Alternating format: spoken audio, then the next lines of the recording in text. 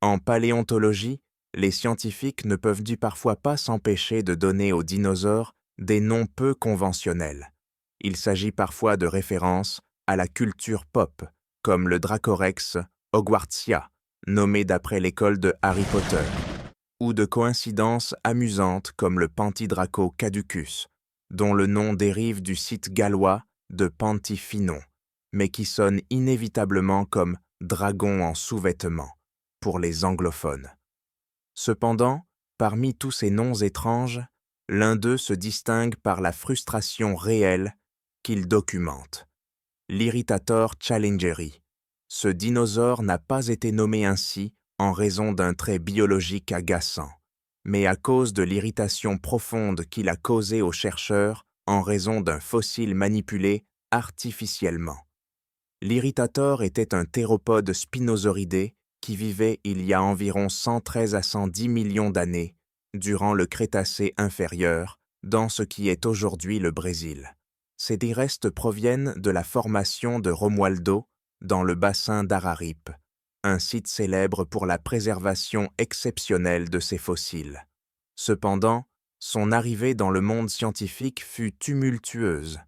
Le crâne fut vendu par des trafiquants de fossiles à un musée de Stuttgart, en Allemagne. Pour en augmenter la valeur, les marchands avaient ajouté du plâtre, remodelé certaines parties et collé des fragments de manière aléatoire pour donner l'illusion d'un fossile plus complet.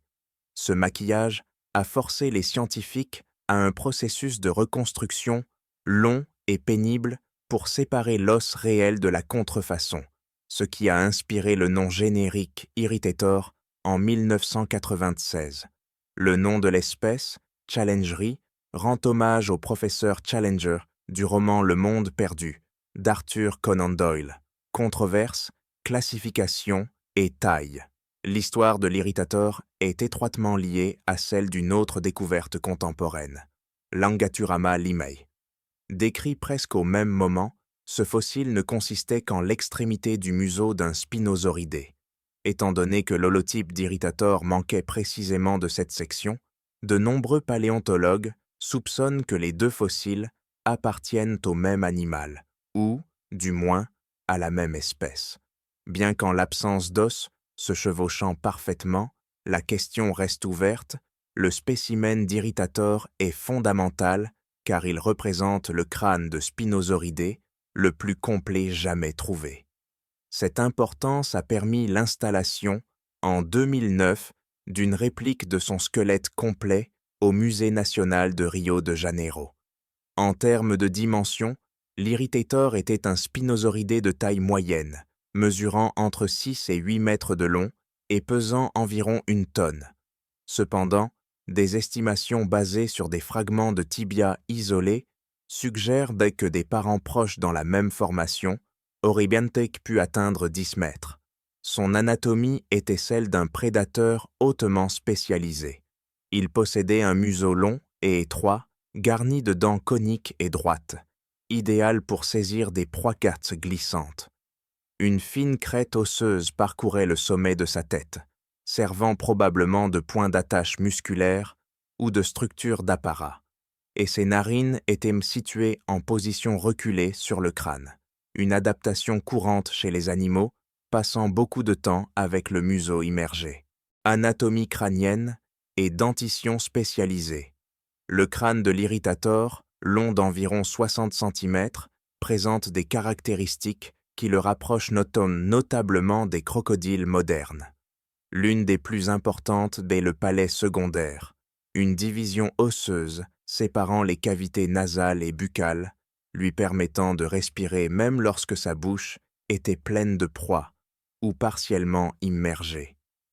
Ses dents n'avaient pas les bords dentelés typiques des autres théropodes. Elles étaient là, lisses, coniques, avec des stries longitudinales appelées flûtes, qui aidaient à évacuer l'eau et à maintenir une prise ferme sur les poissons. Curieusement, l'Irritator est l'un des rares dinosaures non aviaires chez lequel on a préservé l'étrier, un minuscule os de l'oreille offrant des indices sur ses capacités auditives. En plus de sa dentition, une étude de 2023 a révélé une mécanique mandibulaire étonnante. La mâchoire inférieure de l'Irritator pouvait pivoter vers l'extérieur lors de l'ouverture. Cela élargissait le pharynx de manière similaire à celui d'un pélican, lui permettant d'avaler des proeys de grande taille d'un seul coup. Bien que sa morsure soit rapide mais pas particulièrement puissante par rapport à d'autres grands théropodes, cette vitesse était son arme principale pour capturer des animaux agiles dans des environnements aquatiques. Ses dents se remplaçaient constamment, poussant à l'intérieur de l'os pour substituer les anciennes, une stratégie nécessaire pour un animal dont la survie dépendait de l'intégrité de son piège dentaire. Sens et comportement de chasse. Grâce à des tomodensitométries, CT réalisées en 2020, les scientifiques ont pu explorer l'intérieur de sa boîte crânienne.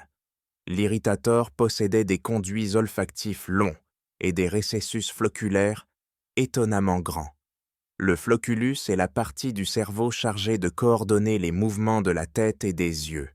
Une grande taille suggère que l'animal était capable de bouger la tête avec une rapidité et une précision extrême, gardant le regard fixe sur une cible en mouvement. Cela correspond parfaitement à un mode de vie piscivore, où attraper un poisson demande des réflexes instantanés. L'analyse de l'oreille interne suggère également que l'Irritator maintenait habituellement son museau incliné vers le bas à un angle d'environ 45 degrés. Cette posture lui offrait une vision binoculaire frontale claire, lui permettant de calculer avec précision la distance par rapport à sa proie sous l'eau avant de lancer une attaque. Son audition, estimée entre 350 et 3550 Hz, n'était pas extrêmement fine, mais suffisante pour détecter les vibrations et les sons clés de son environnement. Bien que son régime principal soit composé de poissons, on sait qu'il n'était pas difficile. On a trouvé une dent d'Irritator enfoncée dans le cou d'un ptérosaure, confirmant qu'il chassait ou charognait aussi des reptiles volants. Paléo-environnement et écosystème. Le monde de l'Irritator était un environnement de lagunes côtières tropicales, semblable au Brésil actuel, mais avec des zones environnantes plus arides.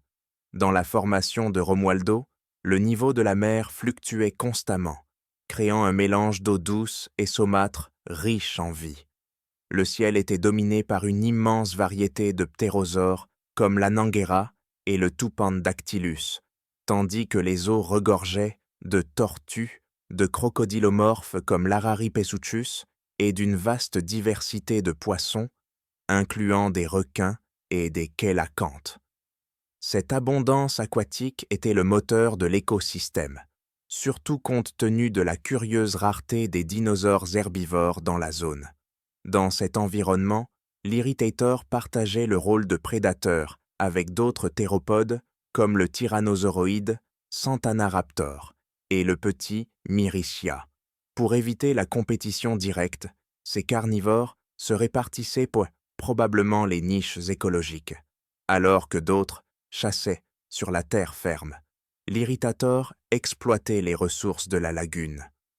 Après les tempêtes, il était courant que les cadavres de poissons et de ptérosaures s'échouent sur les rivages, offrant des festins faciles à ce généraliste opportuniste.